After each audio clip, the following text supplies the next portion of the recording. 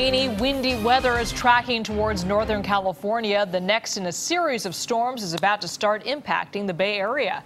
Good evening, I'm Elizabeth Cook. And I'm Ken Bassito. We are on Storm Watch this evening, live to the North Bay right now. You check out a shot from Rodeo Beach in Marin County. Not only is the next storm going to bring rain and wind, but dangerous surf as well. We can see waves 18 to 24 feet. In some places, kind of mild, kind of calm right now. Live look at some of our Bay Area bridges. We've got cloudy skies, been there all afternoon, but the good news is it looks like the evening commute will not be a total washout. Some people in Marin County are not taking any chances. Residents in San Rafael have been stocking up at this Sandbag station. The program is designed really for the citizens of San Rafael. It's been around for a long time. Citizens can come and grab sandbags and fill up 10 or so bags to help any flooding in their home to protect their property. Yeah, expect a snowy mess on mountain roads in the Sierra later on tonight. This is a look at Interstate 80 and Highway 50 here. Both doing pretty well, but travel will be difficult, if not impossible, when this next storm cranks up. And checking the conditions at Heavenly this afternoon, well, looks beautiful, looks heavenly. It wasn't snowing just yet as they were closing lifts about an hour ago, but another round of snow could be good for all of the resorts. Chief Meteorologist Paul Deanno is here with the radar, and we're not seeing too much weather going on right now, but look at this. Very ominous. Sometimes we get storms, sometimes we get fronts. This is going to be a storm passing by to our north, but that is the front right there, and that's what's going to get us this evening. So it may not be raining where you are right now, but oh, it's coming. Look at that off to the west of San Francisco. We have had some rain in the Santa Cruz Mountains. We have had some rain in Solano County and Napa County, now exiting American Canyon, the city of Napa and St. Helena. But the big weather story will be this front that arrives this evening. There it is, draped north to south, just off our coastline. It arrives by 9 o'clock tonight. The wind has been breezy this afternoon. That will increase this evening, and there's a wind advisory for the coastline and our hills through 10 o'clock tomorrow morning, basically ahead of the front. Then when the front moves through, we could see wind gusts of 40 or 45 miles per hour. Note, that's not nearly as strong as the past weekend, but a lot of trees are weak after those 70 mile per hour winds, and some of them could come down even in 40 or 45 mile per hour winds.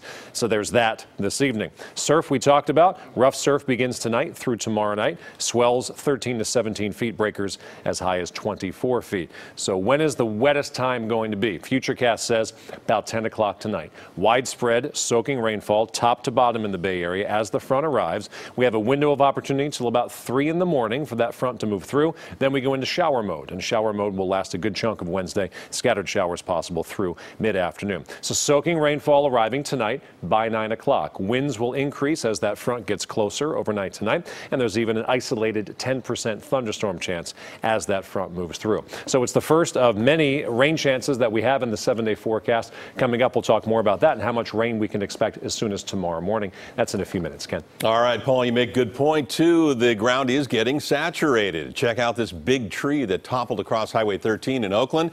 CHP says that it caused 3 separate accidents early this morning near Park Boulevard.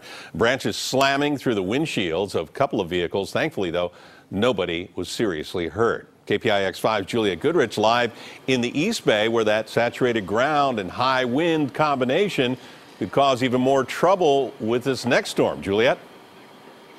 Hi, Ken. You know, here is a prime example. This was an 85-foot cedar, and here's what's left of it. It actually, in the last storm, came crashing down onto the top of this home.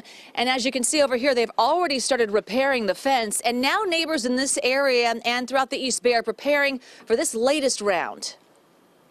It shook the whole house. If anyone knows about the danger of a fallen tree or branch, it's Jenna Halley. The branch that fell off, which weighed about 2,000 pounds. And it happened last month. Thought to myself, that's either a bathtub coming through the ceiling or a tree branch, because we've had 3 trees fall on this house. And now she's bracing for the next storm and surveying her yard. But looking at this tree here, that's kind of a red flag? Yes, that's very much a red flag. Part of the tree is dead, part of the trunk is dead. I would consider that tree dangerous.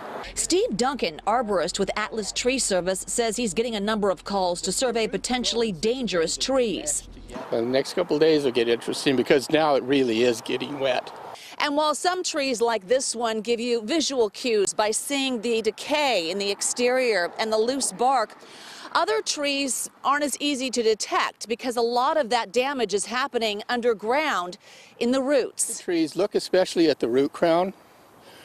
If you see a yellow, puffy-looking growth, that's very dangerous. Jenna Halley says while it's pricey to remove a tree, it's cheaper and much safer to take it down before it comes crashing down. My mom was inside. We had been out the night before, so if this had happened like 10 hours earlier, we probably, neither one of us would be here, because although I might recognize that sound and get out of the way, she doesn't hear that well. She wouldn't hear it and it would land on her. And they were truly lucky, because you look at this, this is about 600 pounds, just this round here. And the homeowners actually took some time, Ken, to count the rings. They counted 85 if you go all the way up. I find this fascinating, just be able to look at how old this cedar is. The arborist telling me that any tree 50 years or older, you better have that checked out, especially during this next storm. Back to you. It'd take much to knock those things over, yeah, especially at that age. Yeah. Juliette Goodrich, live in East Bay. Thanks, Juliette.